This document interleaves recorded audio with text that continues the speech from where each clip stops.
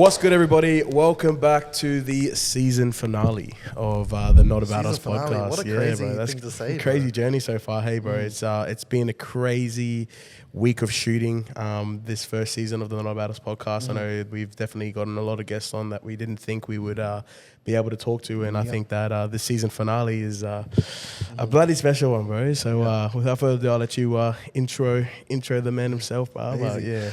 Well, obviously, you're here with Kalib and Jayden.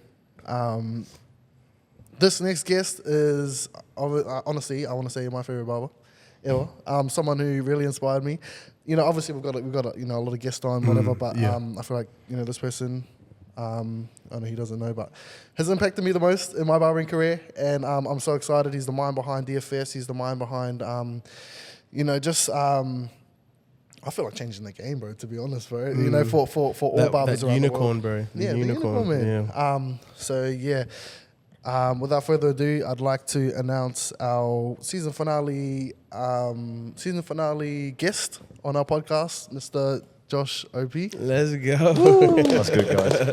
How you doing? I want to say thank you, though. The words mean a lot to me, and I really appreciate it, because I think that people like yourselves don't always maybe realize how much you guys impact me too. Because for me, that's how I learn, that's how I grow. The DFS formula was just what I did. The DFS formula realistically is built by people like you who like listen to it, learn from it, take it on board, give good feedback, bad feedback, criticize it, question it, like support it, whatever. All the students, all the people who want to be part of the world and what we're doing, like, you guys are my inspiration. So that's that's why I do what I do, and that's the only way I've managed to get better at it. When I look at stuff like year one and how we were back then compared to now, like, it almost embarrasses me, because I mean, don't get me wrong, like, it was great for the time. But when I look back now, I'm like, man, what we do now is so much better. And I'm like, why is it better? It's better because of people like yourselves, people who are willing to give me the time of day and be a part of what we're doing. So for me, it's like, hopefully I can be a part of your journey, but you guys are a part of mine as well. Like, we're in this together. And I really mean that when I say we're in this together, because I'm always only ever striving to give you my best. I can't do any better than that. And I think that everybody should do that. So I'm hoping people do see the growth in what we do from like year 1, 2, 3, and then like the newer courses that come in, the mentorship, the courses we do now in person as well. Like, I'm hoping people see the development in what we do, and so it's just, I appreciate it, bro. Thank you. Yeah, bro, cool. Straight up, bro. Well, one thing I wanted to touch on with that, bro, like, with me, I bought your first year course, your year one, and like I kind of took a bit of a step away from barbering for a little bit. I wanted to focus on just being in the shop and building up Tommy guns and where I was, and I feel like I wasn't really focusing on me, and I was focusing on me, but I wasn't focusing on, like, buying and investing in myself. So I bought that year one course, and seeing it now, bro, this is the first time I've seen it other than that. And learning it now, 100% I see that, bro. I see the growth that it has. I've seen it so different. And you just saying that you're impressed by it, I'm like, wow, like, I learned a lot from it. I feel like in the shop, I still love it, but I just... I know that we can give so much better now, but I think that if it can be an example of anything, because like, people ask me, is it still worth like getting that one, or should you get the later courses? I'm like, 100% it's still worth getting that one. The production value is not as high, and how we've developed the curriculum now is way better and easier to understand, easier to learn and to do. But at the same point, it's got so much value in it as well that helps actually support what we've ended up doing to show like the meaning behind it and the why behind it all. And I think if it can be an example of anything, it's just that, like, just do it. Because if you think about it, like, at the time we first released year one, there was barely any, if not no, online education really available in the barbering industry, because COVID kind of spurred everyone on to do it. And it was like, when COVID happened, everyone was scrambling to get it ready. Whereas, like, we'd already had it planned and everything. And don't get me wrong, we weren't prepared to do it as good as we could do it now. But it's like, we still were just going to do it anyway. Like, not many people know, but I was doing Zoom classes about 2 years before we launched Online Academy. So like, I'd been doing online education for a long time. So online education was something that I was really passionate about. And it, again, helped me get that sort of, I think, reach, because people in different parts of the world could listen to it and could watch it, but also just the experience of teaching and getting feedback and seeing how people liked it. And I think that making it, for me, I've always wanted to make it accessible to everybody, but also like understandable to everybody. And I think that it's a case of just do it. Like I always say, Nike say it best. Just do it, because 100%. it's the only way you can ever learn is by trying it. For me, the only reason we've got to the point we have now with the online courses is because we did them terribly. Yeah, do you know what I mean? Bro. They were good, but like compared to what I want to do now, it's terrible. Yeah. And I love that though. Yeah. And I think that's a crazy thing, bro. Like I know I've spoken to you this week in the class, and I touched on it a little bit, bro. But obviously, Jayden saying he had the year 1 course, and I watched maybe 1 or 2 videos, bro, off that one that first year. Jayden was actually the person that first introduced you into my life, bro. So I have a lot to thank Jayden for in that retrospect, bro. Because even when I jumped on and started following you on Insta, bro, and just seeing your stuff, bro, was so different and unique to me, because obviously you were talking about the styles this week, and what you do is just so different. And that's what you sort of honed in on in those first little bits, because so many people kind of throwing a bit of shade in that, and you're like, oh, I'm going to use this as an advantage, because it's a safe proof. Even with the creative stuff, you use the creative stuff to safe proof yourself from people to like almost question away in the style, because there's no wrong or right way in doing that. But what I'm trying to get at, bro, is that, Jayden, obviously first time seeing it in person, the running the DFS formula, I feel like where I'm a little bit lucky is that, bro, the DFS is so easy to understand that for me as a first timer, it's crazy. That one of the so like people like CJ and Tony, they always call like people like yourself who've seen it for the first time now. They always call you guys spoiled. They always say these students are spoiled now, because they're like, we had to learn it when it was harder to learn. Whereas now it is so easy to learn and to understand that it's like you can see it one time and be like, I get it. I actually get it. Whereas at first, I can imagine like some people through year 1 might not have understood how to use it. They were like, they see it and see it working, but it might be the case of, I don't know how I'm going to use that though. Whereas now I think the way we explain it in year 3, and then especially the newer course coming, and then especially like how we teach it just generally now, I think people, like I said, they watch it one time and go, that makes sense. I understand the structure. I understand how it works. I understand how to do it. And then you go through, do 1 or 2 cuts, and it's like, I get it. 100%, bro. And I think obviously we've listened to a lot of your story this week, bro, and where you started and how you started. And I feel like your journey is just such an incredible journey, and it's so inspirational, bro, because how you started, and especially how you started in education with the belief and a backing in your fucking self, bro. I just want to know, like, before Barber Josh OP, bro, like, have you always been that sort of like just driven, bro? Like, have you always had that? So yes and no. I've always had the potential to be. And I'm not afraid from saying that at points in my life I was lazy. I was a coaster. Now, as I got older, I kind of like to study back a lot of like what I was like and why I was like it, because I love psychology and I love kind of being able to understand psychology, because for me everything in life is psychology. Okay. And so when I think back to kind of what I was like when I was younger, what I realized is that the way I do anything is the way I do everything. And so when I was young, I was very passionate about sport, right? And I wanted to pursue sport as a career. And it is the old story of anybody who gets injured, right? You just got injured, you can't make it. But when I had sport to focus on, I was locked in on everything. I mean, like, I was academically really good. I was like, for example, even just doing homework as a kid. Right? I would do my homework the night I got it, right? Strategy. Sometimes I would even do it in the back of the class quickly before I finished that class. But I was very on it academic-wise. I was very passionate about like just giving my best at all times. And I realized as I got older, it's because, like, again, the way I do anything is the way I do everything. So it's a case of when I got a little bit older and I got to like 16, 17, got injured and I didn't have the sport, I ended up just kind of nosediving on everything.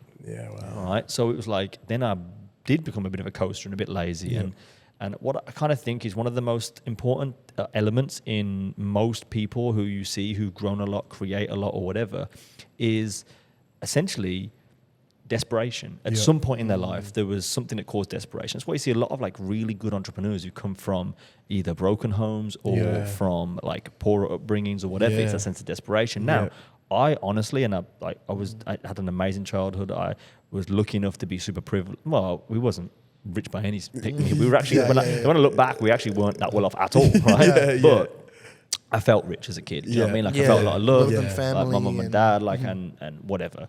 And so like my entire childhood was safe, like very, very safe. And so I always kind of learned to run from my fears, and I learned to, I didn't have desperation. And that mentality of the way I was early was because I had the sport, so I was desperate. I had a bit of desperation in terms of desperate to make it in sport. Then as I got to that point when I got injured, I didn't have anything else, but it was like kind of thing, everything was kind of secure and safe. And I didn't have that desperation. I think it was a case of before I found barbering, I'd kind of dug myself into a very negative place because of having nothing, no drive, no passion. And what had actually happened is, so like my wife, who I'm with now, like happily married, but we were together when we were younger. And what had happened is she became that passion for me. So it was like, I didn't have the sport. I had a few years where I kind of lulled a little bit. Then I had her, and it was almost like everything that I did was to make her happy. So it was like, then I became a little bit more motivated, but I was putting all of my happiness in somebody else. And at the end of the day, if you're putting other people first, you're not putting them first. 100%. You have to be okay yourself to give energy. So for me, what I kind of learnt was that when she broke up with me for those reasons, because I would overthink everything. I was a drainer of energy. I thought I was a giver of energy, but I was actually draining energy. And so what happened is then, like we broke up, I didn't have anything, my head didn't have anything, and I just found barbering, found it. And I remember thinking, right, can I swear? Yeah, bro, straight up. I remember thinking, fuck it, essentially. I was like, this is all I got. I know I've got this, like, I know I enjoy cutting hair. I know I love it. I have this passion for it. And so I was like, all guns blazing. I'm just going to fucking give everything to cutting hair because I had that and it was that desperation that gave to me. Now, that desperation was in two elements, because the desperation was emotional in terms of like, it felt like I was in a very dark place. The example I've used before a lot is that I felt like I was in a dark tunnel, and barbering kind of just moved the rocks. You know what I mean? Like it didn't get me out of it. It just...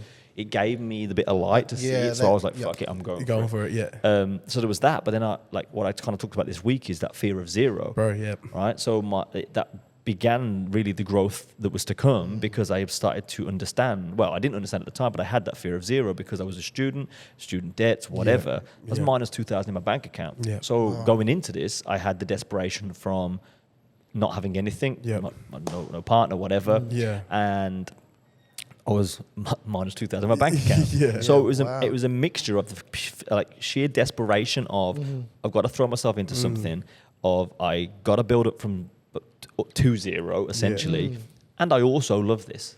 Do you know what I mean? It was that together was the power. And I think if you look at a lot of successful entrepreneurs or successful business people or just successful people in any industry or realm, I think that they typically will have kind of those three in some realm. You know what I mean? They'll have elements of desperation, and they'll have a passion, and you need both, because it is that fear that drives you. And I think one of the most important quotes I've heard recently is, if you fear, let it work for you. So, and exactly what you've been explaining. Like you've got to have that element of fear. You've got to embrace it. If you fear something, let it work for you. If you fear that people are going to judge your haircuts, let it work for you, so that you fucking think, okay, well, judge them, but I'm going to fucking make sure they're good enough for you to judge. Do you know what I mean? Like, 100%. If you fear posting something on social media, be like, well, I'm going to make sure it's good enough, so you can judge it. Like, and kind of like going, fuck it, judge it. And I think that's probably one of the biggest things I've taken from your classes this past week is that fear, and utilizing fear to fucking grow. Because for me, I've always said and used fear as me being just uncomfortable, bro. If I'm putting myself in an uncomfortable situation, I'm always going to find growth, no matter what it is. And I think that's one of the major things that I've found that I've resonated with, bro, within that analogy that you've been using with that whole fear scenario, the fear of zero. And it's just, bro, it's fucking like the fact that you... And doing it consistently. Yeah, bro. Do you know what I mean? Like consistently playing games with yourself, essentially. To give yourself that little bit of fear, to get yourself up off the couch, to make yourself do it. And so what I always talk about is it's a consciousness about it. It's not just doing it, it's being conscious about it and choosing to do it. Because now I can choose to do it every day. And I can choose to make sure I do stuff every day. And I think that's where it's got to come from. It's got to come from the consistency of it. If you do it every now and again, you're not really going to get anywhere. I think that's what happens a lot of the time. And I think it's so cool, as you as an educator and the caliber of educator that you are, bro, how you have built in everything that has happened to you personally, and you use it as through education, bro. And I think it makes your education structure that much more Well, impactful. this is the thing as well, like, and I appreciate that because like I've said a lot that when I'm teaching, honestly, to me, it's like you guys are my therapy. Yeah, wow. Right? I just talk as if I'm talking to myself. I'm talking as if I want to mentor myself, teach myself, because, or at least teach my younger self or previous self. Because as a kid, what I realized is, well, as an entire life and the whole thing with my wife and whatnot, I used to be a really bad overthinker. Like I've always been an overthinker. Like my mom suffers from bipolar, so I've been around mental health my entire life, and so I kind of learned to read emotion and deal with emotion very well, and I think I inherited some of that. But like I was a critical overthinker, and when me and my wife were together when we were younger, I would overthink all situations. I would think that she didn't like me, she didn't, whatever, right? And it was very negative, and I always used to overthink to the point it would actually be detrimental. Wow. And then what I realized is I got like a year or two into barbering, had already started educating, already started growing, whatever. And what I realized is that it was because I'd like not stopped overthinking, but I'd given myself barbering to overthink. Yeah, wow. It was overthink something positive. Because remember I said I wanted to just go, right, fuck it, I'm going all in. I gave myself barbering to overthink, and I've started to learn over time that like, you can't change who you are, right? One of the most important things is to just focus on enhancing who you are, like finding out who you are and using it. How does your brain work, and how can you make the most of that? For me, my brain is a critical overthinker, right? My brain is a little bit crazy, but it's my superpower. Right? So what I realized is that, okay, when I can feel that anxiety coming on, all I got to do is give myself something that if I overthink it, if I dive into this and focus on it, it's going to be positive. 100%, bro. And so like I started to kind of think back to all the stuff that kind of got me into good things, into bad things when I was younger, up until when I started barbering, and just after the whole way. And then I always like to think about like, why did that happen? Because I can use it. Like, do you know what I mean? I can use that power of the overthinking. I can use the power of slight ADHD because it's like I can lock in on something and just go. Like, bro, But if you think about how I structure my life, so I don't know whether I told you in the class, I kind of did with the 3 things per day. Not giving myself like a task that's a million miles away, but every day giving myself something to achieve. And essentially just working my life so that my life is always providing optimal dopamine, right? And understanding something, because again, I talk about this kind of stuff a lot. I'm genuinely, I can see in the room sometimes 50% of the people love it and they get it, and then 50% of the people are probably thinking I'm talking out my ass. But I'm like, it's facts, it's dopamine, it's chemical, like it's a chemical reaction in your body. And if you can learn to essentially not hack your body, but it kind of is. If you can learn to sort of strategize your life to provide optimal dopamine, so that you're not too high, you're not too low, it's going to fuel you for motivation and fulfillment. And it's like when you have those dopamine rushes, like that's what the good feeling is you get. And that when you get that good feeling, that's when you want more of it. You crave it. Like all human beings are dopamine addicts. All human beings are dopamine addicts. And what we've got to do is understand that and use it as a superpower. But if I can understand I'm a dopamine addict and use it as a superpower, it means I'm going to do shit every day. You know what I mean? Whereas like a lot of people don't realize it. And that's why I use that that example I talked about with the rat park, where, and I can't remember what book I read it in, but it's that study with the rats. And it's like that, like when the rats had the life where they had fulfillment coming from all different areas, they didn't touch the drugs. They didn't need the drugs, And like, I'm not saying it's drugs itself, but I'm talking like wasting time on social media, hanging around with the wrong people, staying in stationary in one place, like anything that's not bringing to your life, adding value. It's that you search for the comfortability sometimes, and it's like it's not you got to look for like giving yourself that small hit of dopamine and consistently having it all day every day, and then learning to build associations of things and all that good psychology. Bro, I could talk forever on this because it's like, but it's so crazy, bro. Because I think like the one reason why I see you so high, bro, is because like I've never met anyone, pretty much anyone, man, or especially like a barber educator, bro, that can educate things that are so relatable to me as well. And because like, you talk about all these things, even today, how you talked about, like a drip of water can get through a rock, but if you splash one whole big bucket, you'll do nothing. And I feel like I've been stuck in that rut as well recently, bro. Like I'll have these big rushes of like, I want to do this, throw my whole bucket, nothing happens, bro. Well, that's the thing. How many times have you wanted to do stuff, but then you felt like you're not in the right mindset? That's when understanding what makes you feel good can put you in the right mindset. And I think what happens to a lot of humans is they think, right, I'm going to wait until I feel good to do it, right? And when you do that, typically what happens is you think in your head, you wait until you've got a full bucket of water. And then instead of just letting that drop one by one, we just fucking throw it by going, right, while I feel good, I'm going to do everything. Yeah. But then if you do that, you'll end up feeling burnt out at the end because like that's why I always use the car journey analogy. If you are a car and you put the fuel in and then you just drive until the fuel's gone, you're going to break down. You're going to break down. You have to wait for someone to fix you. And that's exactly what happens as human beings. Yeah, 100%, bro. And I think one of the biggest things I've taken away from your class this past week too is taking that what you're talking about with your life and structuring it. And I've applied a lot of it with my relationship, bro, and a lot of things that you spoke about with relationship, because like that's one thing I look up to heaps, man. And I've applied it and I've been implementing it just in the short, 3-4 days, and I found so much, It's insane, bro. Now, I'm not gonna try and proclaim that like everything is always perfectly human. Every problem anybody has, with business, personal, like how you feel about yourself, how you like your relationships, whatever. Like any problems you have, I probably have had a ton of, or still have, and they're still working through. But it's about your systems to overcome problems like that, and how to, as consistently as you can, keep everything positive, keep everything going in the right direction. And that's where, like, for me, especially with relationships, but with anything, it is expectation in life that actually causes negative emotion.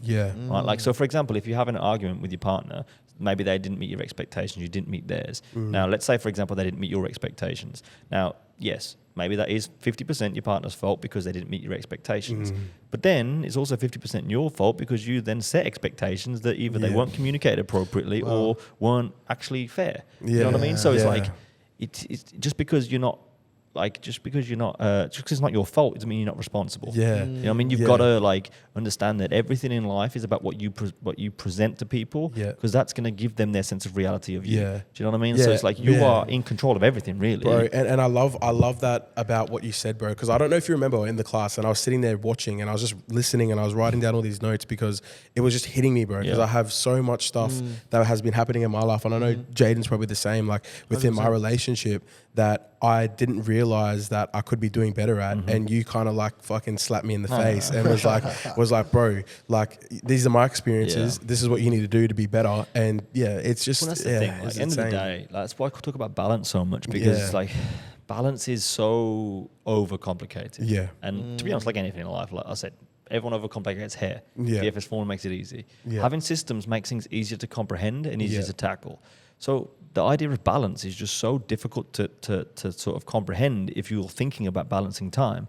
I talk about it all the time, but it's most people think about, right, I'm going to balance work and life. And they can think about balancing in one day. And it's like, A, you can't balance time. It's literally impossible. B, you definitely can't balance it in one day. So why are you expecting it? It's actually stupid when we think about it. Why are you expecting it? And then why do you allow someone else to expect it of you if you know you're not capable? The amount of times I see barbers, I'm not saying I haven't been there myself, I have. But as barbers, a lot of the time, we're the most guilty of going, yep, cool, so I'm going to work till 6 and I'm going to go home and then we're going to be together, like, and then forget work, we're going to have the evening together, whatever. But it's like, well, are you? Because you're going to probably go on Instagram and go on YouTube. And it's like, don't get me wrong, if they look over and see that you're looking at hair on your phone, right? It's like, well, they don't get that you get so much fulfillment out of it, and growth and whatever, and they don't get it, bro. But it's like, but why do we expect them to get it? Because like they don't get fulfillment from it, 100%. so why would they? And that's why, again, just being like open communication of what to expect when it comes to balance. Like for me, as I always say, stop balancing time and start balancing fulfillment, right? Start balancing like moments, start balancing like memories rather than just time. If you spend the same amount of time with each other every night and you do nothing, like you don't really do anything with that time. Whereas if you focus on being like, right, okay, so clear communication. So this week I need to do, I don't know, work. Like I'm going to work later. Well, work when I get home for like 3 or 4 of the nights. But then the other 3 or 4 of the nights, we're going to be just relaxing and chilled. The whole idea of systems and strategies is that you can be as focused as you can on what you need to do. So it's like if you're supposed to be spending time with your family, I want you to be as focused on it and as present as possible. And the only way to do that is to have it so that that is what you're supposed to be doing and you're not supposed to be doing anything else. Because the guilt you feel when you're normally supposed to, when you're in your head, you're like, man, I should be spending time with my family, but I'm at work. You feel guilty. Happened last night, man. Crazy. And then you don't cohere well. Then it happens the other way around when you are at home and then you kind of feel like you should be spending time at work to get some more money for your family. And you're very conflicted with it. So for me, I want everyone to be as present as possible. So that's why for me, the clear expectations, clear strategy, helps me to set that into stone so I can actually meet my expectations. Yeah. Like if I'm letting my wife have expectations of me, I've got to meet them. Yeah. If I don't meet them, it's my fault. Yeah. Taking that ownership of realizing, hey, that you're not, you know, hey, I fucked up. Like just putting it out there and saying, hey, Well, that's the I thing. yeah. If you try to balance time, which is what most people do, you're not going to do it. So it's like clearly communicate what you think, what you want to do. Like for me, when I'm away all this time, it's like, well, I know we won't balance a day. We won't even balance a week. So we got to balance a month, which means maybe if you're balancing a week, it might be a case of, you might not get much time every night, but on one of the nights you do a date night or a movie night or whatever. And then for me, it's like if we don't get much time all month, it'll be like, okay, but at the end of the month, we'll do like a mini vacation or whatever. Do you know what I mean? Like something where like the dopamine or the fulfillment is like all month they got something to look forward to. Yeah. And you have too. And then when you do it, you're going to get more memories from that than you would spending every night watching Netflix. Yeah. Do you know what I mean? Yeah, bro. And 100%. I think one thing I love about you and just yourself as well, bro, is that you've broken down DFS and you've broken down hair so incredibly, but you also break down life and then you implement those two things together within education. Mindset, and it's fucking awesome, bro. The thing is with anything in life, no matter whether it's something technical and ability-wise with like hair or any industry, or whether it's life at all, the only reason we struggle with it is because it's hard to understand what we need to focus on. Right. The little steps you need to take in life is generally quite easy. It's just a case of understanding what step to take next, why you should take it, and how you should do it. And that's where breaking anything down. So you should always, like we did on the course, start with the most macro level. So if you're trying to understand like, even just your goals, you've got to start with freedom. Like, what is freedom to you? You're 80 years old. What's your perfect day? Wow. Because if you don't think about when you're 80 and what your perfect day is, you're going to end up having to cut hair. Can't do that. So it's like, right, you got to think the most macro. Because once you think what your freedom is, that can help you to understand what are my dreams within that. Right? So if I'm 80 and what is my perfect day? Okay, cool. So what are my dreams within that? Then it's like, okay, so out of my dreams, what goals do I need to achieve to make those dreams happen? You know what I mean? So like you want to own an education company. Okay, cool. So one of the goals you're going to need is to be an educator in the first place. Okay. You know what I mean? So like you build the building blocks, and then once you understand what goals you're going to get, you break it down even further to see what action items you need. Okay. Because once you've broken it down to the action items, those are the steps you can do. But those are the steps that should be easy. So for example, take the educator one again. You want to be an educator. Okay, cool. What are the action items to do that, right? And it's not going to be stupid stuff. Well, not stupid stuff, but it's not going to be macro stuff like just going to a class. Going to classes and increasing your knowledge is going to be one of them. But like, think your action items. What's the first action item for me on that list would be something like buy a mannequin. Easy. Do you know what I mean? Because I want my list to be easy progression. So that it's like, right, my 3 action items for today. Do a social media post, order my mannequin stand, and then have a look and make sure that I've booked out time on Thursday to practice. Or after work, book on my calendar Thursday to practice, right? That's 3 action items. You're done for the day. Sweet. But you're going to feel the fulfillment from ticking them off the list, from completing it, and then that's going to give you that dopamine rush. And then you're probably going to want to do more, but you can, but you don't have to. You know you've met your expectation for the day. Because again, if you save up that bucket of water, your expectation is that you need to use that bucket of water. If you think of it in droplets, bro, you only need to use 3 drops every day. And it's the expectation, because what happens is if you think, right, I need to save up my bucket of water, use all the bucket of water, you've set the expectation for yourself to have to use all that at once and to make it all effective. Way too much, way too macro, way too overwhelming. But because then you're not going to meet that expectation in terms of that bucket of water is not going to do anything really powerful in that moment, and you're expecting it to, you start to feel that then it actually doesn't work, or you're not working properly, or it's not good. Which reinforces the fact that you don't feel good enough. And reality, if like when I used to do the perspective tour at the very, very, very start, I used to talk about like what people's real opinion of themselves was. And I was like, if you really ask someone what their own opinion of themselves is, I can almost guarantee that 99.9% of humans would say something, but it's not enough. So they're like not clever enough, not rich enough, not good looking enough, not good enough at cutting hair, not, do you know what I mean? Like there's always something that you're going to think you're not good enough at something.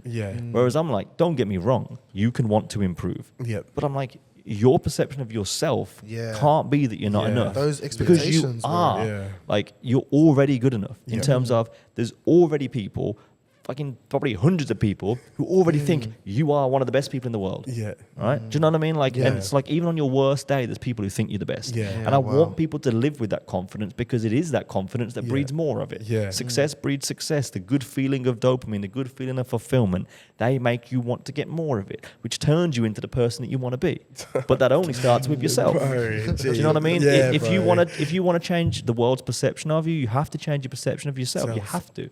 That has to be where it starts. Bro. And that starts with just locking in that mind of Yeah. anything. Bro, anything. Have you before coming over here? I wasn't too sure. I don't know if Phrase said it to you or not. But did you know what like a gem was before you came over here? Like a gem? Yeah, Yeah. Like bars, like shooting a barber. Yeah. Did you know, bro? Because over here we call them gems, Yeah, and yeah. straight up, G, the amount of gems just in that section that you yeah, just yeah. dropped, bro, is incredible, bro. Like your knowledge on everything in life is so bro, inspiring. I think bro. it's so crazy, bro, to the point where sometimes I don't even feel like I can kind of understand what you're saying. Yeah, but You know what I mean? it's crazy, yeah. Because you do the same with education, though. Like, you talk about going off on your tangents, but honestly, bro, you go off and you spit gems, and then you talk about something over here, and then you cycle it straight back to the haircut. And it's like, it's so inspiring, especially from an educational standpoint, bro, for us, and watching you educate and how you educate something that you've created and how personal it is, bro. It makes me, as an educator, honestly want to fall in love with the formula, fall in love with educating the formula, bro, fall in love with hair, because you give, for me personally, I know Jayden as well, we've spoken about this heaps, you give us a new love and a new outlook on hair, bro, and how you break it down and how much you love it, bro, because it's fucking inspirational, man. I appreciate that. And you know, I've said it, I think I may have said it to you at some stage this week.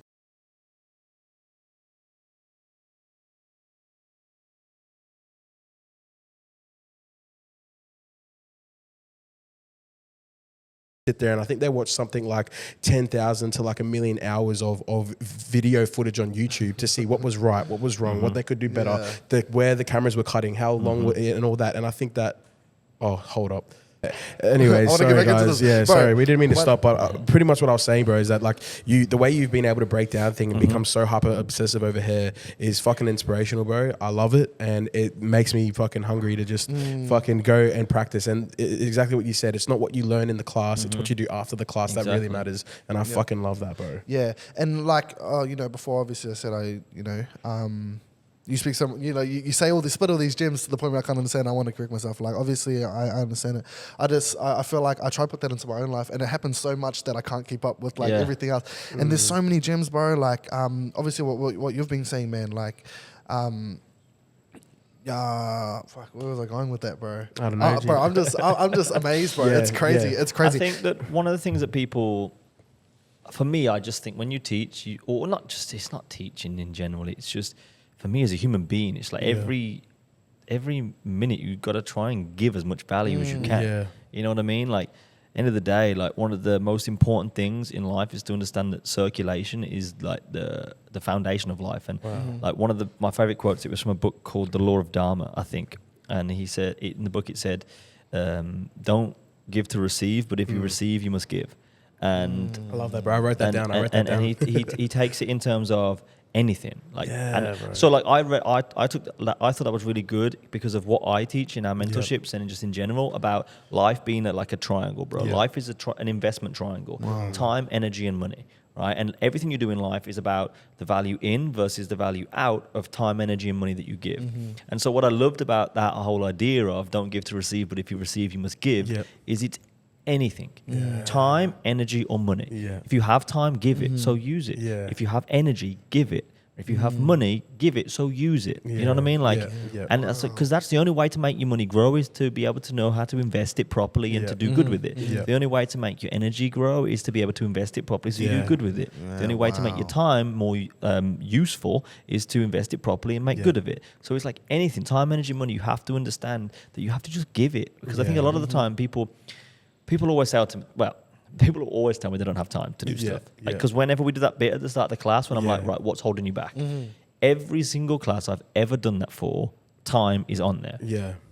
And no offense to anybody, but I look at it sometimes and I say, there's no way. There's just absolutely no way. There's no way time is actually holding you back from what you want.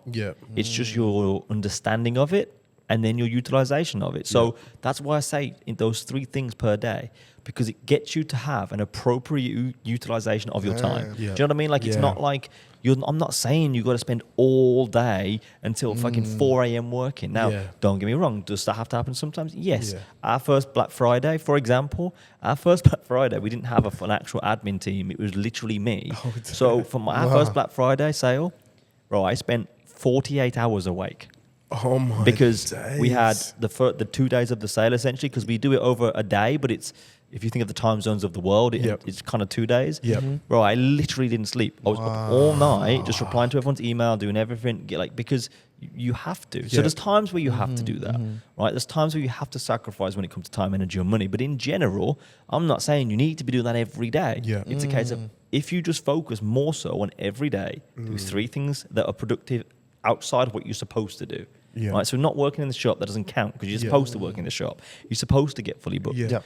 But the rest of the stuff, 3 more things every day. Every day. And if you focus on that as opposed to doing a million things Yeah. when you have the time or energy, you're going to go so much further. But not just are you going to go further, you're probably going to want to do more than 3. Yeah. Because you're going to feel good. You know what I mean? Yeah. 100%. And then on the days where you can't do more than 3 because of whatever, it's fine. Because if you've Yeah. got to go spend the afternoon with your family, it's great. But you Yeah. did all your stuff in the morning. Yeah. You know what I mean? And Yeah. like for me, what I'm really passionate about is barbers, because that's who our initial target audience is, because it's what the industry we're in. Yep. Like, and don't get me wrong, like I really hope to be able to use that to be able to kind of lead into just mentoring in general, because Yeah. I'm really passionate about mentoring. But I really want to help barbers to start like actually living a life not only that they Yeah. want to build, but also that they enjoy daily. Yeah. Even Yeah, anything down, man. like we said, budgeting. Yeah. Like the budgeting strategy that we presented is about enjoying Yeah. the money you make. Yeah. Right? Not but properly. Do you Yeah. know what I mean? Not Yeah. wasting it, just Yeah. enjoying it and Yeah. using it right. Same with time, same with anything. Yeah. Same with haircutting. Like the DFS formula for me makes it so simple and easy.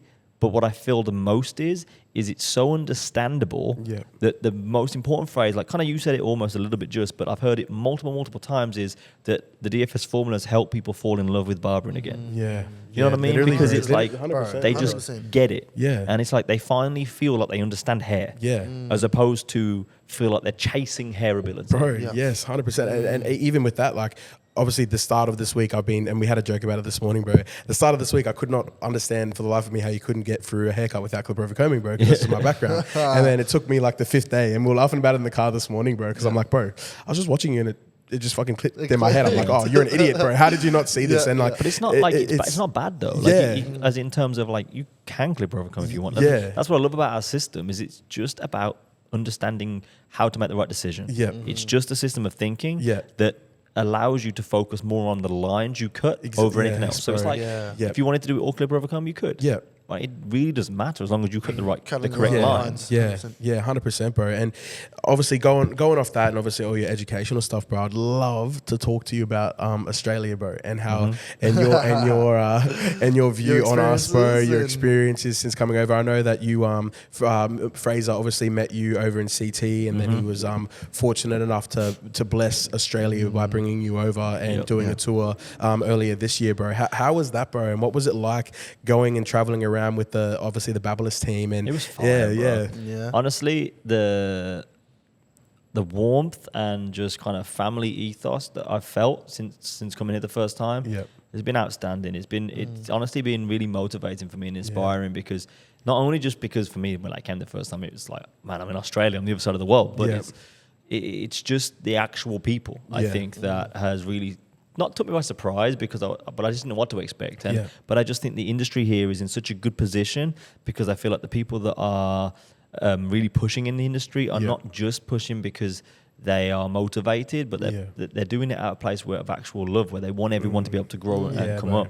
And so like the energy that I got in all of the classes was really, really good, really positive. Yep. And it's almost like the DFS form in Australia was kind of meant to be. Because the way I felt the reception of it was, it's kind of like, oh, thank fuck, now it's easy. Yeah, You yeah, know what I mean? yeah, That's yeah, how I felt yeah. like people have reacted. And, Yeah. and don't get me wrong, that does happen in a lot of different places, but because I'd never been here before, like Yeah. it was like a whole huge, oh God, thank Yeah, God. yeah. Right? I was going to ask that, bro, how you felt when you first came over and realized that like that the formula you designed, bro, is like here, and everyone's already it's is. just being received so well. What was bro. actually quite good though, when on the first tour there was quite a few people on who would have been on the academy and studied it a bit. But I think that, as you said, like seeing it in person with how we teach it now, it just makes it click. So I think even for those, it wasn't that they didn't fully use it until I came last time, and then we did the tour and the expo. So I'm really excited, obviously, for the partnership to come together and for us to all start pushing forward. And then I think by the time we get to the expo next year, bro, it's going to be crazy. Yeah, bro. Man, And I was even going to say that, bro, like even before we get into that, obviously next year and obviously what's to come with 4B and OP and everything, man. But I just wanted to touch on like what's like a highlight of that trip, bro, that sort of sticks out to you for when you came over. Weirdly, going on a run down the Gold Coast, I thought was just Really, sick. Because I like going running and it was just nice. Like running along the beach in the Gold Coast was fire. I think that it's hard to pick a moment, bro, because it's like when someone asks me what my favorite country to go to. It's just so hard because everywhere is so different, and that's because I like to think so of like the present in terms of like fulfillment and stuff and giving value. I think of it in terms of receiving too. So it's like I can't really ever pick a place because every place is equally beautiful for different reasons. Same way like as the cities within Australia or the memories we had, like, well, we had some really good food, like really good food. We had such a good time. We had such a good laugh. If I had to pick one moment that wasn't like something personal, I've got to pick Lino's joke. But we can't say that. We can't say that. It's one of those things. If you know, you know. But When was the first time? When I was we were in Melbourne, I think. We was in Melbourne. Lino, crack that joke. Absolutely. If you get a chance to ask Lino what his joke is, ask him. For us to know, for you to find out. Yeah, it's amazing. I think even off going off what you just said then, bro, like my dad has always told me that people will never remember you for what you did, but how you made them feel. Bro, and I think, and I think that that's sort of something that I've taken on in the ethos that I've sort of taken on as myself being a barber. And I think that's why I resonate so closely to what you teach and how you teach, bro, because you don't, at the end of the day, yes, the DFS is incredible. Yes, what you build is amazing, but you really value and care how you make one individual in the classroom. It could be a classroom of 50, but if you could touch that one person, bro, your job's done, bro. And I feel like it's just really, like it genuinely does, and it really means a lot to me. And I think that a lot of the time, like because of social media and stuff, I'm not sure until people, I think, meet me maybe that they really understand like that I'm like that, and I really do genuinely want to help people. And one of the most important things there's two things that I kind of try to live my life by, and the one is that essentially every single person in the world is better than me at something. I know this, right? And in every room I go into, whether it be billionaires or homeless people, I know for a full fact that everyone in there is better than me at something. Billionaires and homeless people alike, they're all better than me at something. But I also know that I'm better than them at something too. So what I always like to focus on and help people to live by is that essentially any room you go into, you have to be confident enough to know that you bring value, but you have to be humble enough and have the humility to know that everyone in there brings equal value too. And so for me, it's a case of that the second thing to back that up into what you were saying is that like what you do in life, your ability in whatever trade or industry it's in, your ability is what makes you relevant. Right? Your energy is what keeps you relevant. Right? How many people have you seen start something and they do it once or twice and that's it? Right? For me, it's your energy, it's your consistency, it's your tenacity, it's the value you bring. Right? Because at the end of the day, anyone can stand in front of you and teach you how to do a haircut. Right? I'm not saying that it's easy to teach someone how to do a haircut, but I'm saying that like anyone could go and recite the curriculum. Like I could get the DFS formula on a presentation and pick someone off the street to say, read that off the board to the people. Right? It's not about that. And for me as an educator, it's not even just about the information at all and how, like, yes, how I deliver the information, what the quality of it, whatever. But it's like, you've got to inspire people. You've got to... and at the end of the day, like I can't ever, and I have never, and will never, literally make somebody better. I can just help you to hopefully see how to make yourself better. And the most important way to do that is to help you light your fire, or relight your fire, or keep your fire going, because you've got to go do it. Right? I can't do it for you. No one can do it for you. So it's like there's no point just giving someone information and say go and do it. I've got to make you want to go and do it. Like, for me, I don't ever need to in my mentoring journey get anyone to the point of action. You'll get yourself there. My goal as a mentor is to get you to the point of desire. You know what I mean? If I can get you to the point where you leave the class thinking, fuck yeah, I want to go do that. And I think that's the most powerful thing, bro, because obviously going off what I was saying is that the legacy that you're building up for yourself, bro, and the impact you're having on people by obviously going off that quote that I said, bro, you're making people feel so genuinely fucking good about themselves, bro, and so genuinely wanting to improve and be better and go away from your classes to elevate themselves, bro. And what I think is that you simplify it down to and you said, you know, you don't go in there to show what you can do, bro. You go in there to make someone feel like, yeah, bro, I want to leave this. Oh, I can leave this and I can go do this, bro. And I really value that, bro. And I think that's I think crazy, that, as man. we said, like a lot of like a human defense mechanism is to typically want something to look hard to do, so that people think you're good for being capable. Whereas, 100%. and it's just a natural defense mechanism. It is. A lot of people will go through that. But for me, like I just pay attention to what Einstein said. Einstein has 5 laws of intellect. His deepest law of intellect is simplicity. And his quote is, the definition of genius is taking the complex and making it simple. So for me, it's a case of, like, as I said, like, I don't want or need, I'm not a showman, I'm not a showcaser. I don't want or need you to think I'm good. I need you to feel that you are capable. I need you to feel that you are good and that you can go and do it. So I want you to think, holy fucking shit, it was that easy. I'm going to go and do it. That's what I've wanted the whole time. And I really think that's what our industry needs, because I think that if we really want to scale, it needs people to feel like excited to go and try it and not feel like, oh my God, that looks hard to do. That's going to be hard. Like, and like one of the guys in the class was saying, like he feels normally that he's kind of just like dragging his feet trying to get the haircut done because he's got so much stuff to do and remember. Whereas it's like now it's easier. You just enjoy it. You have 100%. A good time. You're in control. And for me, that goes to anything that we do, whether it be haircutting or life. Like it has to, because the way you do anything is the way you do everything. So it has to come back to that. That's bro. That's so crazy, bro. 100%. And how you said, I like, how you said, I just think it's crazy because I know, like, watching you from you know, back when I found you, bro, like you're still the same, and you've kept that standard, you've kept that level, and I can see that. Oh, and you're talking, I'll be like, yep, I remember that from, you know, back back then. It's so crazy because I feel like, you know, I meet a lot of people, bro, and then obviously as they grow, they kind of change, bro. And I just think it's crazy. You've kept that mindset, and then, like, bro, you've just grown. Everything, works together, bro. Your barbering will, like, work with, you know, things in your life, bro. And other people's honestly, life. I'm so glad you're saying that, G, because the next thing I was gonna even ask you about, bro, was it leads into sort of another quote that I've even said the past couple times on a couple episodes, is that I've always gone by the value of with new levels comes new devils, bro. And as you've leveled up in your career, bro, you know, you've managed to stay the same, obviously from an outsider perspective, bro. But bro, like, I just want to know, like, as you've leveled up, as the DFS formula has gotten more and more developed, bro, and obviously where it is now, bro, how have you been able to face those road bumps and all that, bro? Like, what's that been like for you? The fear of zero. I told you, bro, like, just keeping it to be the fear of zero. Like, it just always thinking every day I wake up below zero and I've got to get to zero again. And zero is just them 3 things. So I'm 3 things away from zero every time. And that's what I've got to keep going. And I think that in terms of, like, staying myself, I really appreciate it, for one, because I do feel like I still feel the same. But I think what it comes down to, a lot of it is like when I first started teaching, I talked a lot about psychology. I still do, obviously, but I talked a lot about it because I didn't know as much about haircutting. I wasn't as experienced at teaching haircutting. I hadn't really understood the details of what I do. I knew what I did. I knew what I did. I knew why I did it. But, like, I wasn't a hair educator like I am now as well. But I knew why I was there. In terms of, like, I knew what got me there. What got me there was my mindset. What got me there was my consistency. What got me there was my relentlessness. What got me there was all of this stuff. And so that's what I wanted to share with people. It's like, it's that's how you do it. You do this by having the mindset, having the confidence, and anyone can do it. Because in my opinion, at that point especially, I was like, look, I've been cutting hair a year and a half, 2 years.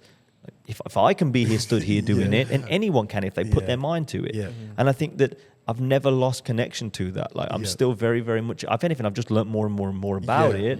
And I actually, the reason I get so passionate about it is because I see myself before I was a barber in a lot of barbers. You know what I mean? So it's like, I see that I'm not saying that every barber struggles, but it's like I do see a lot of barbers having a hard relationship with what they create. You know what I mean? Like I see a lot of barbers feeling like they're not enough. I see a lot of barbers feeling like, man, they're always chasing that standard and they're never getting there. And I see a lot of barbers not enjoying it. I see a lot of barbers feeling like they're stuck or whatever. But I see a lot of barbers struggling mentally with just the growth and potential growth in our career, or even if it's just being a bit lost. Because I was lost before I started cutting hair. Do you know what I mean? And I think I see so much of either myself or just general sort of psychological roadblocks for people. And because I have such a passion for psychology to help people, and I'm lucky enough the way my life was to have built the experience with psychology too, that if I can help you with that, then I can help you more than I can help you with hair. I see that so much. Do you know what I mean? Like I know exactly I can help you with hair as much as I can. And don't get me wrong, like again, like you said, I think that I can help you a lot with hair because of the DFS formula and everything. But at the same point, I could get anyone to help you with hair. It's like if we can connect, or not even just me and you, if I can get you to connect to your journey more, because it's like it's not about what you do when you're in front of me. No. Do you know what I mean? It's about it's like when people go into therapy or whatever it is. It's like, well, it doesn't matter what you tell the therapist. The reality is what you do after the therapy session. So it's like, for me, it's like if I'm teaching you, it doesn't matter what you do in front of me. Bro. And I think we could even break it down to the point where it's like, obviously people, if we're working in a barbershop, for everybody that might be watching, when you're working in a barbershop at home and you have a client coming to you and they're coming and seeing you, the impact that you can have and create on that person is incredible.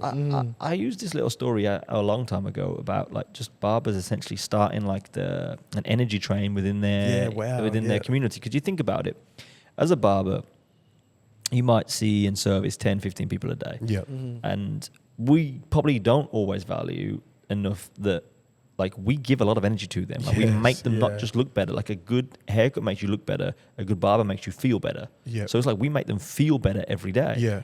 And so for me, it's a case of, all right, if I give that person could have been coming in having a terrible day, but like maybe on the verge of breaking up with their partner or whatever, right? And then you might make them feel better.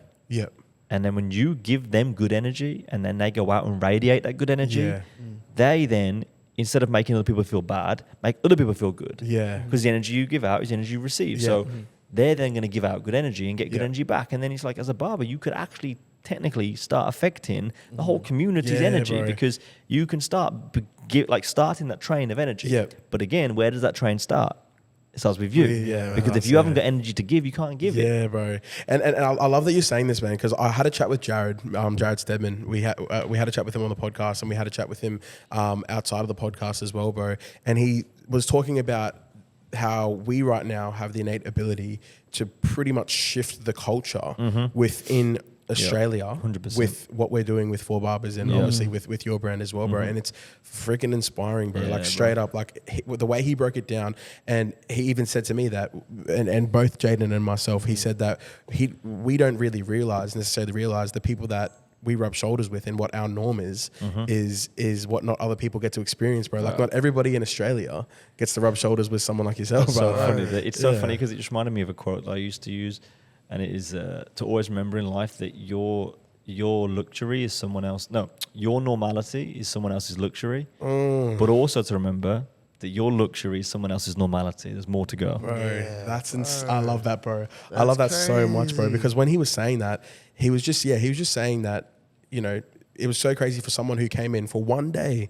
One day he was here shooting photos, and he was able to pick all that up from what we were building here. And it's freaking exciting, man. And I just want to know, an energy thing, bro. Oh, bro. And even just like going off that, man, like how do you feel about bringing what you're bringing to Australia, bro? And obviously doing what you're doing with 4B now. And I'm just super excited, bro. Like I think that it's just a natural synergy. And at the end of the day, like you can't just go, you can't try and do everything yourself.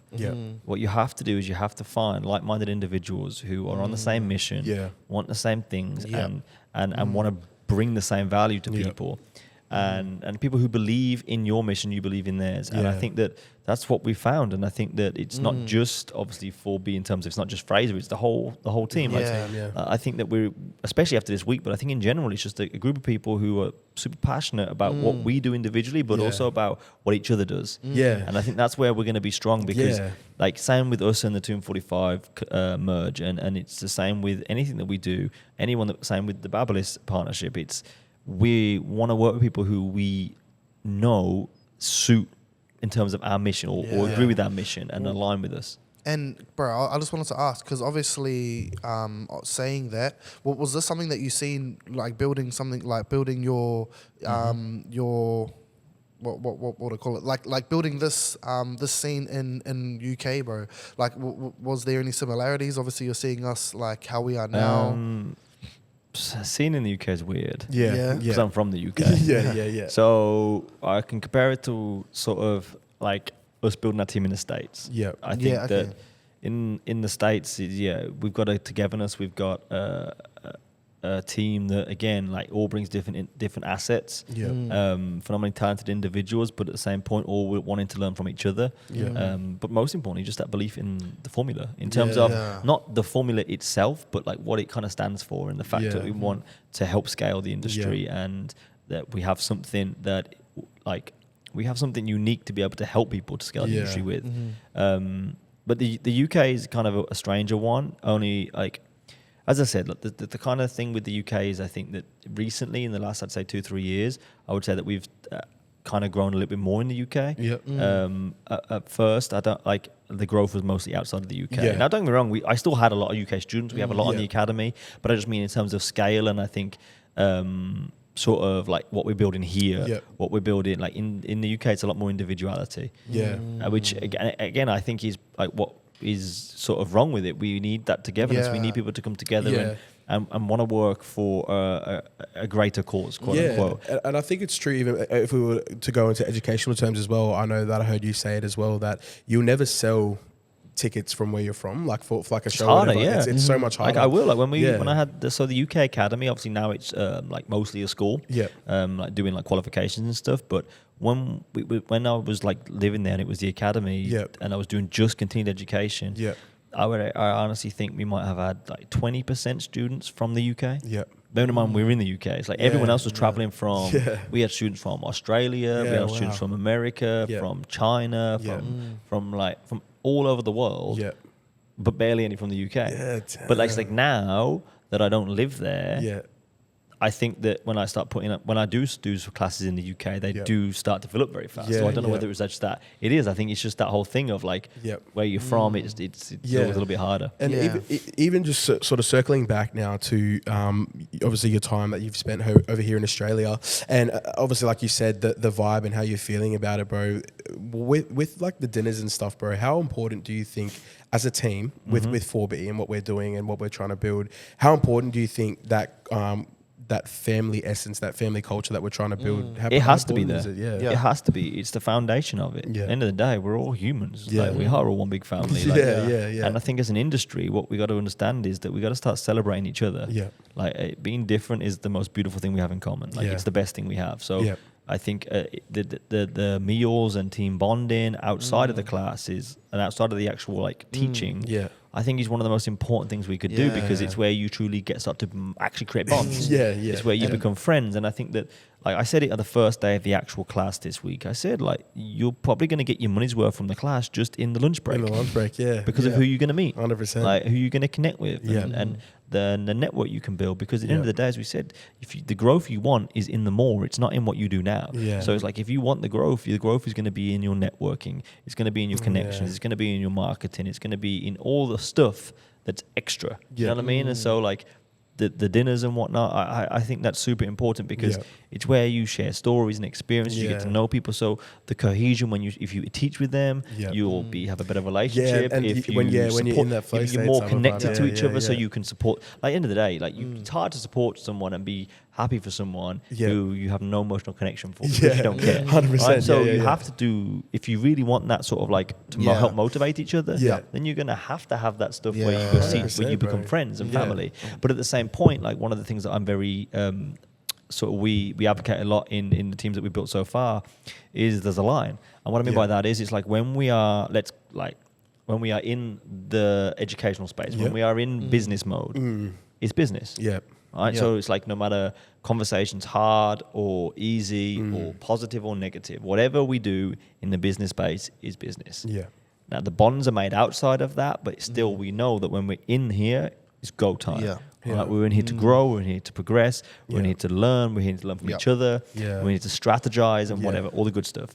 And then the family stuff is built outside. And I think that's a really important thing when you're building a culture, because I think that you have to have that sort of respect for each other's progress to give yourself the time to know when it's business and the time to know when it's just fun again. I'm not saying the business side should be boring. It's not like, look at us. We've had such a good laugh the whole time. But you know that like if I'm at dinner or we're outside after, I'm going to be a little bit different than I am if I'm teaching. 100%. Right? And it's not much different. I'm still having a laugh when I'm teaching, but it's like, it's just the sort of, it's just for everybody, it's that level of respect. And I think that 100%. like, it doesn't matter who's talking. If it's at dinner, we can do it. Like, and I think that's good because it helps people to understand like that why we're here has to be. We still have to understand we're here to work. And I think it's cool that we're talking about it because, bro, I don't know, you weren't at the dinner that night, but we were referencing a dinner that we had last year at the GC after the Expo. And we're talking about old mate, the duck, bro. And we're talking about how this old mate, you know, we rock up to the dinner and Fraser orders like eight different ducks. 8 full ducks. Full ducks. And this guy's just sitting there for like... He was with us for about 3 hours. He practically should have just got a seat, and had to sit down, bro. And every time he thought he was done, he'd like turn around to go, and the lady would come out with another duck. And he was just so fed up. He was just like, another duck. The worst part was we weren't eating it. I was going to say, did we eat any of that? No, we got to about 3 plates in, and we were like, and it was done, bro. We were like, out. no, we can't eat any more duck. It's too much. It's too much. I don't think he realized that it was a whole duck. Oh no, and It was like 8 whole ass. But he was ducks. even talking about that the other day. You know, like Haley, he'll be ordering everything, and Haley's like, you know, that's too much, and then they'll end up ordering. Oh, he does it all the time. He does it all the time, hey, bro. And I think he goes to say that he's so used to the family that he grew up in. You know, they would sit at a table and they would have multiple things that they would pick off. And I love how he's introducing that and how Fraser and Haley are bringing that into 4B and stuff. You have to have a family culture. Yeah, bro, 100%, bro. And obviously moving forward to what's next and what's coming, and obviously you're such a busy man, bro, and you got so much on all the time, but what's some things, you know, coming up for you even within the next couple months and, you know, next year that you're really looking forward to? So we got our new course coming. Yep. So we are remastering, quote unquote, the full curriculum. So we got a new online course dropping. It should be dropping the end of November. Now we want to make sure this one is, because one of the bits of feedback, again, this new course is based off us learning from every piece of feedback we've got and how we've developed the curriculum. So what it is there to do is to present the curriculum in the newer form in terms of how we would teach it now, the detail we would teach it now, but also to produce a higher production value course, because the one thing that we did lack, I mean, once we got to year 3, we kind of got to the point where it was decent. It was quite good. Not like uber clean cut, but it was good. Right now, so what we want to do is create one that is actually really, really good quality, filmed professionally, edited professionally, because not many people know, but years 1, 2, and 3, I literally did the entire of it. So I filmed it, I edited it, You said you did it on I set everything up. The first one was on a Nikon D3500. The end of year 2 and year 3 was on a Lumix S5. So that was the good, decent camera. But we obviously in that time we built the whole custom like infinity wall and stuff. So by the time we got to the end of year 3, we had a good setup. But I was still filming it myself and editing it myself. So now for this new course, we're having a professional videographer, a professional video editor. We're putting a lot of effort into making it higher production value, but we're also putting a lot of effort into making it more digestible. So it's going to be a little bit more sort of like hyper focused in terms of, there will be obviously loads of full tutorials too, but there's also going to be a lot of like micro tutorials where I might be showing you just how to set the guide, or just how to join the verticals, or just how to do my fading system, or just how to. So like it'll be literally like up close, and one of the shots we're doing is we're doing an aerial shot too, so like overhead. Because when you're setting that foundation, the first guide layer, You'll be able to see the actual yeah. shape from above. Yeah. So we put a lot of effort into that. Obviously, launching this partnership here, Yeah. super exciting. Next year, we also have a product range launching. We should have some scissors launching. We got another big thing launching, which we can't say, but you will know when it's there. Yeah. We got a lot of stuff. But for me, the main goal for next year is to get our teams. So now our Australian team, our American team, That's crazy to hear. and our English team is just to try to get to the point where there's multiple classes on every week of the year. Yeah. And so that's my goal next year. The next year I'm hoping to get to the point where everybody in every team is teaching a lot more. Yeah. By the end of next year, we should be getting to the point where we're starting to get to the point where we're booked and something is going on every week, at least once or twice a week. Yeah. And I think because the real goal is we should get to the point where a couple of years' time we should be having teams all over the world where we're having at least a class a day, to be honest. Wow. Because why would we not? Yeah. You got to think, you got, 15, 16 Australian educators now? Yeah. We got 14-ish, I think, American ones. We got 3 English ones. Yeah. So that's what we're up to, what's that, nearly 40? Damn, that's a big team, man. That's awesome. So man. then it's like, well, after that, then it's only going to keep growing. We're going to have Yeah. different regions, different continents, different Yep. countries. Yeah, bro, it's exciting. And will all your Crazy, teams man. will all your teams be coming to or obviously those of us who want to be there are going to be there. I know me personally, I want to try and come to the Florida. What you're doing in Florida? Okay, next year, doing Yeah, so we're doing a show. I can't say too much about it, but Yeah. we're going to be doing a show in Florida next year in February-ish. Oh wow. But it's going to be exciting, super Yeah. exciting, and that's it's going to be cool. Yeah, It's gonna be I cool. don't want to push you too much on that, bro. I know that I know that there's a lot of things you can't say, but even next year with Expo for Barbers, bro, obviously you're coming back, bro, and you're hyped for it, bro. Hyped to come back to Australia, bro, and we're really excited to not only have you back in Australia next year, but just to be.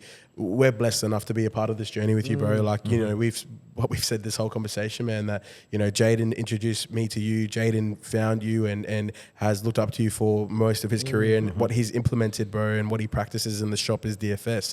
And he was the first person I seen DFS. I seen him do DFS before I knew who you were, the creator of DFS, bro. So I love that though, because that's where it's getting to the point where we're having a lot of that, and I love it because that's what, bro, I've never been that person. And people, I thought at the start I did, and to be honest, there's probably points in my career where, like, I remember every person's going to have it when they're starting to grow. You have a fork in the road, and you either choose yourself and fame, or you choose to build a legacy. And I went the legacy route. That's awesome. And so, That's been a big theme. And I think a lot of people think that it was not necessarily about that, but for me it is. So I'm super excited for just the entire future. So it's a mixture of everything. And I'm super excited to become a driver, bro, and be a part of that, bro, and 100%. really help lift it here in Australia. And I know that all of the educators, and you would have felt that, bro, that in the past 3 days in the room, bro, we're really fucking stoked to have this opportunity and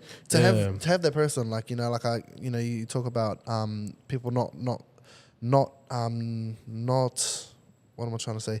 No, you have people. What am I trying to say? We've been talking all day. Shouldn't be having people do everything by themselves. Yeah. Coming together as one. And I feel like, Australia, we've been kind of like a pinball machine.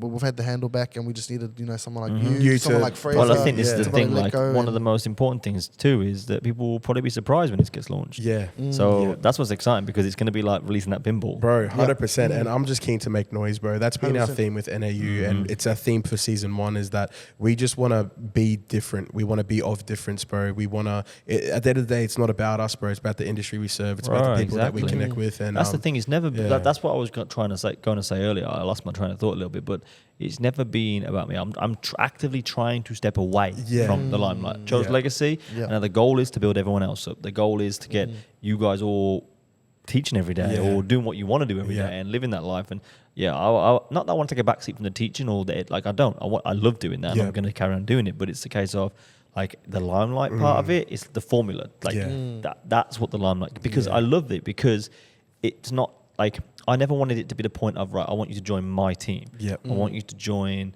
I want you to work for Barber Josh OP, or I want you to work for OP or whatever. Yep. It's, no, I want you Yep. to take the to believe in the DFS formula, take it and use it to enhance you. Yeah. You know what I mean? And Yeah. like for me, we're looking at the DFS formula is what that's what we connects us all. That's Yeah. what we believe in, and that's what we're trying to. That's what we're educating and sharing and giving Yeah. to the world. Like and that's why it's so good to be part of a team where Yeah. the focus is that. Like I don't Yeah. want the focus to be.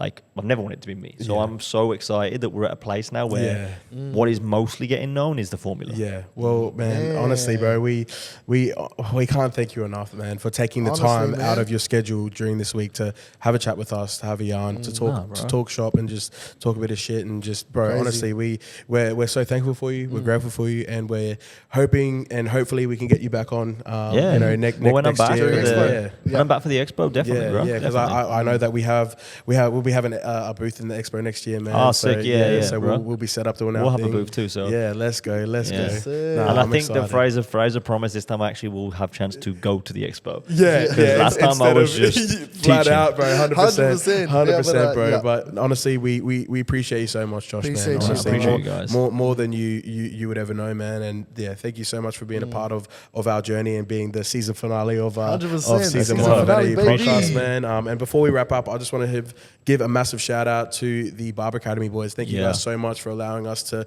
use your space, not only for the Josh's Perspective tour, but also to film and shoot the first season of the Not About Us podcast. We appreciate you, Gareth. We appreciate you, Ronan. Thank you guys so much for everything you guys do. And yeah, keen for season Everyone, 2, baby. yeah, everyone on the podcast too. Everyone, Yeah, who's everyone jumped that on. everybody that's jumped on, and everybody that's helped us behind the scenes as well. We really appreciate you guys, Appreciate and everyone. we look forward to season 2, man. Yeah. Let's go eat. Let's go.